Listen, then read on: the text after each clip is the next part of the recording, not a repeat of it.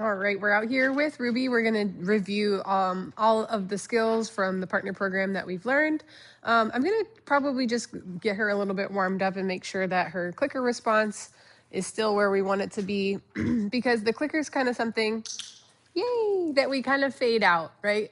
It's not something that we get rid of altogether usually, unless that's just your preference, but it is such an awesome tool. But we use it a lot in the beginning and then kind of start to fade it out. So I just kind of wanted to make sure that she was still responding enthusiastically and quickly to the clicker when she hears it. So I'm just kind of tossing some food out. Yeah, good, perfect. So every once in a while, you'll want to blow the dust off of that. And anytime you're going to introduce a new skill, definitely use it then. Or if you're looking to fine tune a skill. So there might be some things that we do as we review that we can use the clicker to help sharpen up. I have a feeling her downs might be an area where we might be looking to get it a little bit more concise, and the clicker can help us out there. All right, so I'm gonna gather up her, good girl, her leash. I know in the first week of camp, it was like a little bit of a struggle to like bend down and reach for her. So she's doing really good with that now. Good job. She doesn't love it, but that's okay. She's doing so much better with that. And she's had a lot of associations where we're grabbing her and letting her go and preparing it with food. So that's going well. Hello, nice. Before we get into like sits and downs and adding in what we call the 3Ds, I just want to do some loose leash walking skills. I do like, by the end of the program, our dogs having a clear idea of heeling versus loose leash walking. So with loose leash walking, and you might have to follow me around a little bit with the camera there. If I start to move anywhere, I don't necessarily need her on any particular side of my body, but I do prefer, lost you there, didn't I? I do prefer that she doesn't cross behind me or like cross and go around me. So I don't want to have to like juggle my leash. Essentially, I should be able to keep my leash in one hand and be able to use this hand to kind of guide her and put pressure on and off her body. Her only job when we're loose leash walking is to yield to pressure. So if she's trying to move in a direction and she's up ahead of me, I might follow her, but she can't pull to get to where she wants to go. And say subsequently, if I'm going somewhere and there's tension on the leash, her job is to yield towards the direction that I'm going. All right, perfect. So we're just fixing our camera angle there. So, and with heeling, I want that to have that implied stay. And so that's like that another reoccurring theme that we started off explaining in the beginning. And by now it's kind of just become a part of our communication system and our obedience foundation. So essentially any command that Ruby knows at this point should have what we call an implied stay, meaning her job is to do that thing until she's released. So heeling is one of those things. So we're going to practice calling her in to heel. And I know we were struggling just a little bit to get that on a verbal cue, so that could be something we could sharpen up potentially. Heel. And she's going to offer that. And I'm going to go, whoops, I'm going to use the leash to fix it. So we want her on the left side. I'm going to keep that pressure on in the direction, good, that I want her to yield. Every time she moves towards the direction I want her to go, I'm going to momentarily release that pressure. Good. Good. So I'm sensing some confusion here. I don't think she's being obstinate. Good. There it is. And now I'm actually going to use, oops, almost. So we're going to help her out a little bit. I want to avoid having to use food to get her to where I want to go, because I have a feeling if I use food, she can get into heel position pretty slick. Good. I might just do that a couple times because it wasn't even there. It wasn't as quick as I'd like to see it. So this might be something we need to work on just a little bit in our practice sessions. Perfect.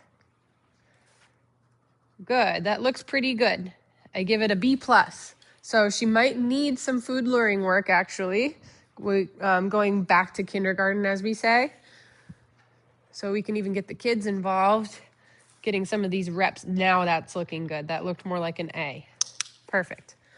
So before I want to put that on a tactile cue using the leash, which will help get it on a verbal, she's going to just need a little bit more fluency with that, I think. So getting the kids to practice that might be good. So, because it's really just a numbers game at this point, just getting lots and lots and lots of reps in. So time served putting in that work. So we're going to cheat a little bit. I would like to see her fluency with heel in the stationary position be a little bit better, but sometimes when we're healing in motion, those are almost two different exercises at first, and then our goal is to kind of bridge them together. But I'm just going to go ahead and get her into that heel position and practice my about turns and U-turns, which is what we worked on when we started healing in motion. So I'm going to repeat, whoopsie. I'm going to repeat my command when I go to take off, because the only time that we want to actually repeat our commands is when we're using it as like a reminder in the learning stages, right? Excuse me. Heel. Good. I'm going to give her lots of good reward markers. Good. So we're going to make an about turn here. Good. Whoops. I'm going to use, whoops. We're going to fix that there. So I'm going to guide her back. Good. Not going to worry about that auto sit right now. Good. Nice. I'm going to click her there because she needs, this is a great time to use the clicker when we're looking for, we're basically looking to take a snapshot of the correct thing we're looking for so that she can go, oh, aha, that's what you want me to do. It's going to make it more likely that she'll do it again. Heel. Very nice, very nice. Good, good, good. Oops, almost. Heel. Good, good. Good. We're going to do that about turn. Good.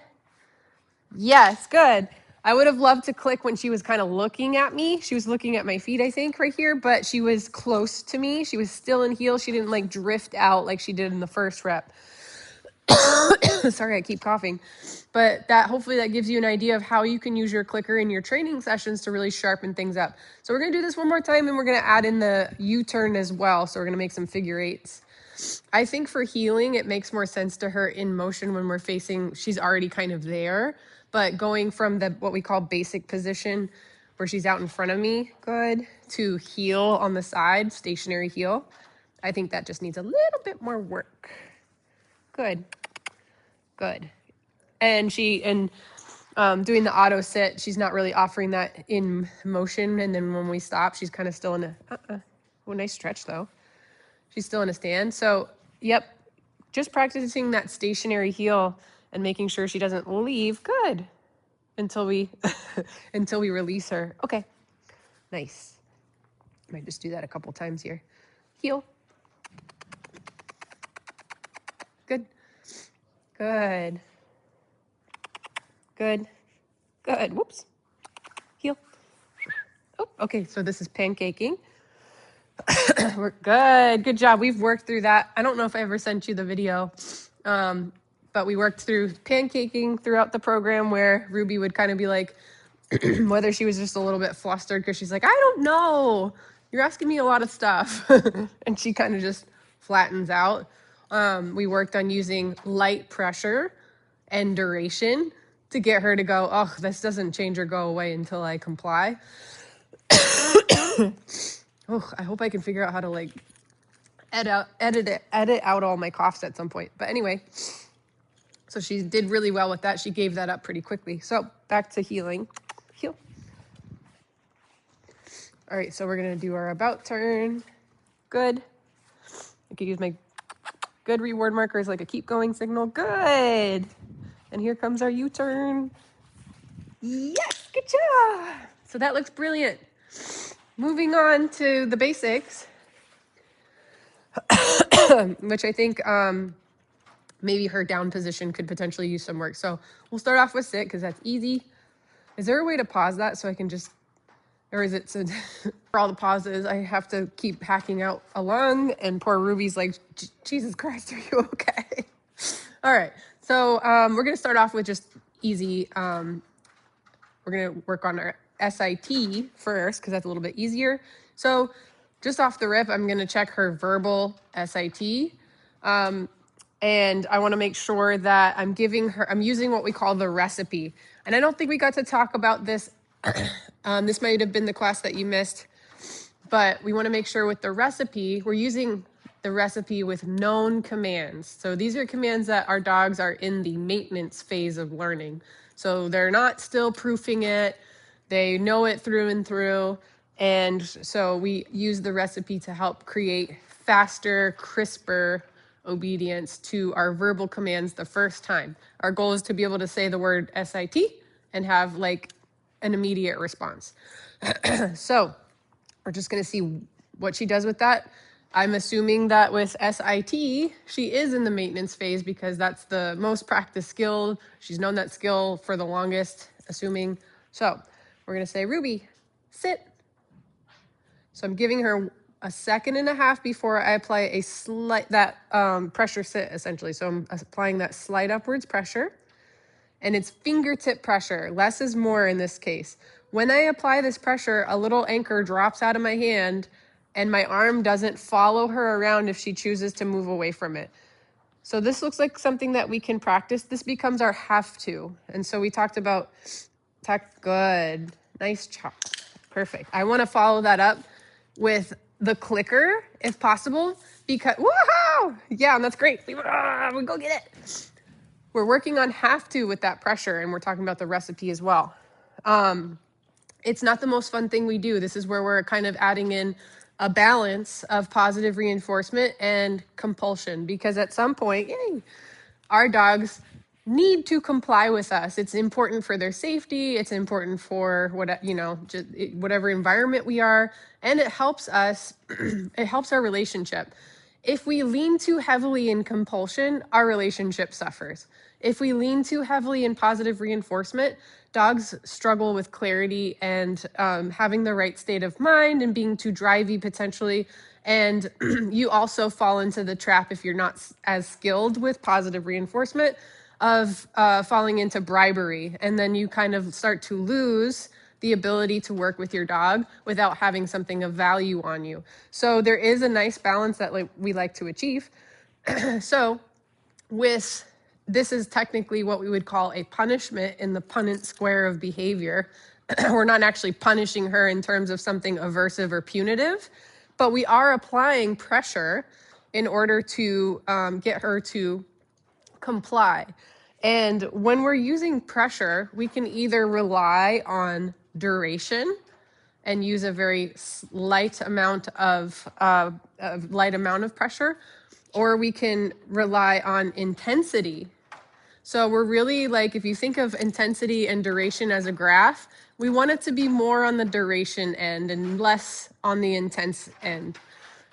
So if I were to rely on intensity, I would just use a sharp correction in that moment, but that is where we fall into damaging our relationships. So in order to be as fair and fun and benevolent as possible and have the best relationship we can with our dog, I'm going to teach her that this slight amount of pressure that I'm applying with just my fingertips that you could totally ignore is not going to actually change or go away until you comply. So it's important when you practice this that you do have the patience and the time to sit there and make it happen and practice it over and over again.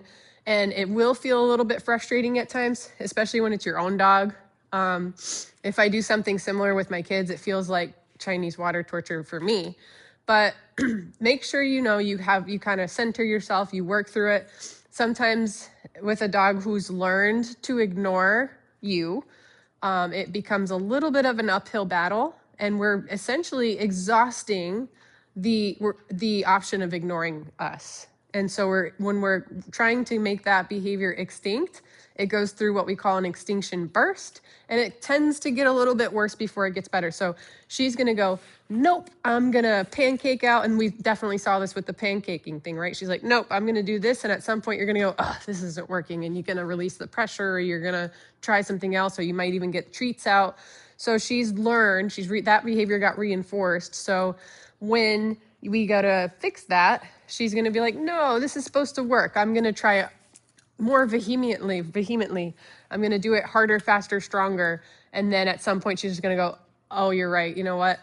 We've been through this enough times. It's better for me to comply. And then we can use our clickers when she does give us the reaction that we're looking for.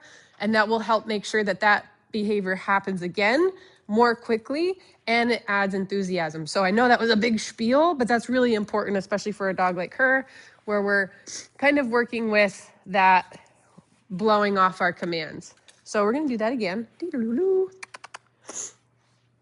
Good. Sit. Nice. I'm gonna click her there because that was a nice one. Perfect. So now that she's got that nice verbal SIT, I'm gonna practice using our 3Ds. Distance, duration, distractions. I want her to hold this sit while I am further and further away. And I want to make sure that she can hold this sit for a certain amount of time. And I will caveat and say, she's not technically in a sit there. For dogs in a sitting position, I don't necessarily like to have them hold it for a long period of time.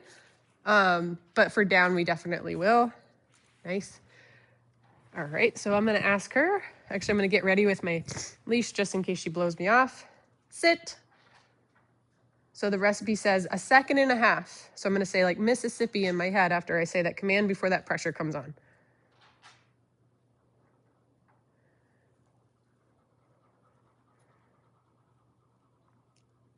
And in this moment, we wanna make sure we're not increasing the pressure.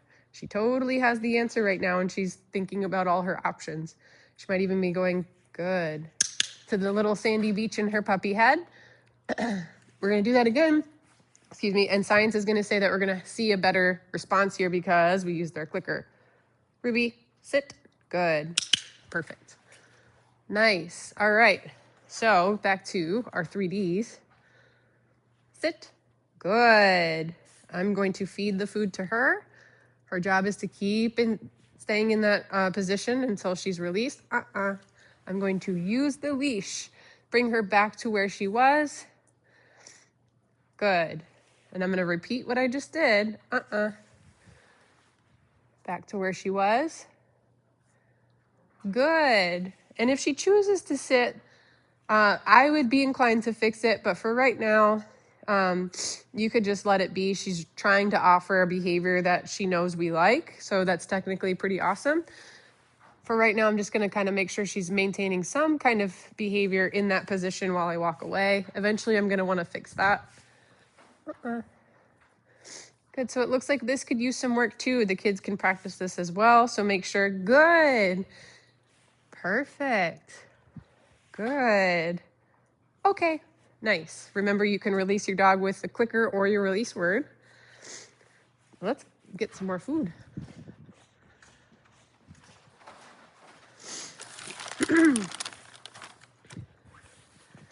Nice, so make sure you tell the kids to have her maintain that position. So we'll say sit, good.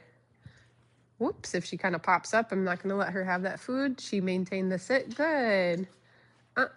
So if she pops up, we're using that no reward marker and the leash until she's sitting. Good. I'm going to do that thing I just did. So right there, no, back to where she was. Pressure on until she sit. Good. I'm going to release the pressure. Do that thing again. Good. Make sure I make that food come to her. Good. So what might be happening is good. Sometimes with kids especially, they tend to not use that release word and the dog learns to kind of read the play. So that kind of affects their ability to have clarity here.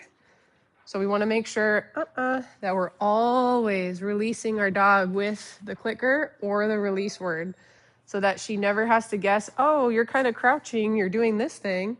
Does that mean I'm done? Okay, let's get you in a sit. Good.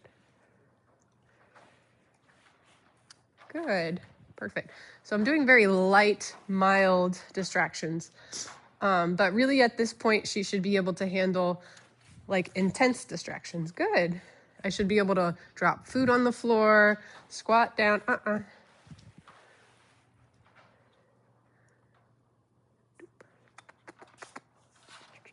Good. Good. Oh, I don't want to scare you. Good. Yes, that's right. Good. So I want to be able to practice doing this. Good. Make sure you don't feed her if she makes a mistake. I'm going to go in and fix it, but I'm not going to feed it. So we're going to bring her back to start. Good. Good. Good. Good. Good. So I was crouching. And I'm using spatial pressure. Good. The no reward marker is always paired with pressure. That could be leash pressure, it could be spatial pressure, it could be food pressure in the beginning. Spatial pressure. Good. Now I take my spatial pressure off. Good girl. Good. So let's break this down a little bit for success. Good. That's right. Okay. I would say as well, normally we do want to use our clicker for fine tuning, but in this particular case where she's having a hard time maintaining that position, I would have more repetitions of her getting fed for holding that position and not release her with the clicker. Just release her with the release word and don't feed her after. So she's getting paid more for maintaining that position than she is for getting up and moving away. So I kind of had a feeling that would need a little bit of work. See if you can get your kids involved and really so that they can start to practice and understand release words. And she just needs, again, repetitions of that. She needs a little bit of repetitions under her belt several times a day until that kind of becomes second nature. Excuse me. I saw her offer down quite a few times, but yay, we'll see where she's at with a verbal down. Let her finish chewing. Down. Good. Nice. I'm going to click her there. She didn't go all the way, but she offered the right behavior. So the clicker is going to be a really great one for that. So we pointed out several different things that we could work on. So I would just say, make sure you pick one of those things, one of those criterias or areas that you want to work on, whether that's the stationary heel, the 3Ds in position, sit or down, or getting down on a verbal, which is where we're using our clicker. Make those different exercises.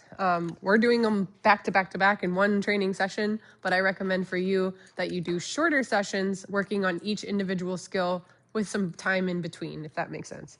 We're gonna finish up this little spot. Down.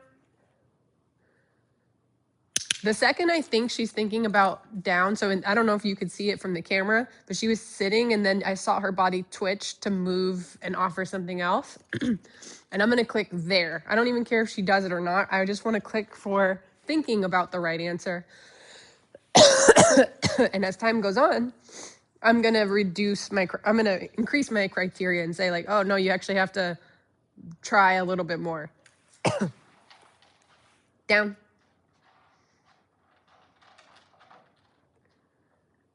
Yeah. So in that one, you saw her twitch and then she twitched again. She's like, wait. And then she tried it a little harder. That's actually an example of extinction burst. If I could even.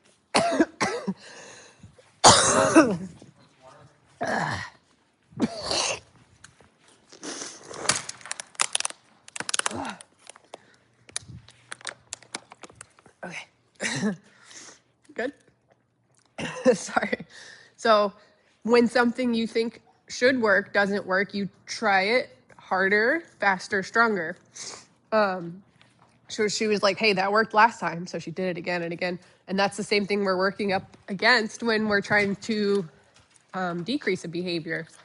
They're like, oh, last time I ignored it, it worked. So I'm going to maybe do it for longer and longer because it worked last time. But if we stick with it, we'll extinguish that behavior, or in this case, make it stronger, right? Because if you accidentally practice that using that light pressure to get her to comply and she starts to ignore it and you're like, well, it's been like a minute and a half and we're still here, I'm going to give up.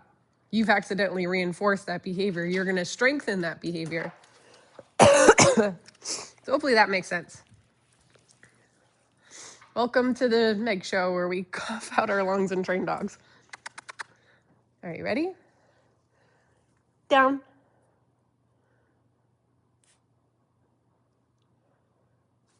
Nice, good.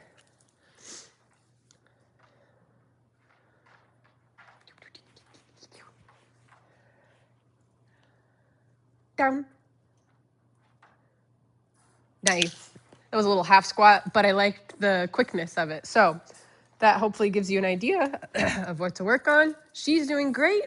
It's always, with training, you're never really done, right? There's always something, and when you work on one thing, something else kind of falls off. So I would say she's really doing great, and I've definitely enjoyed the progression from like week 1 till now.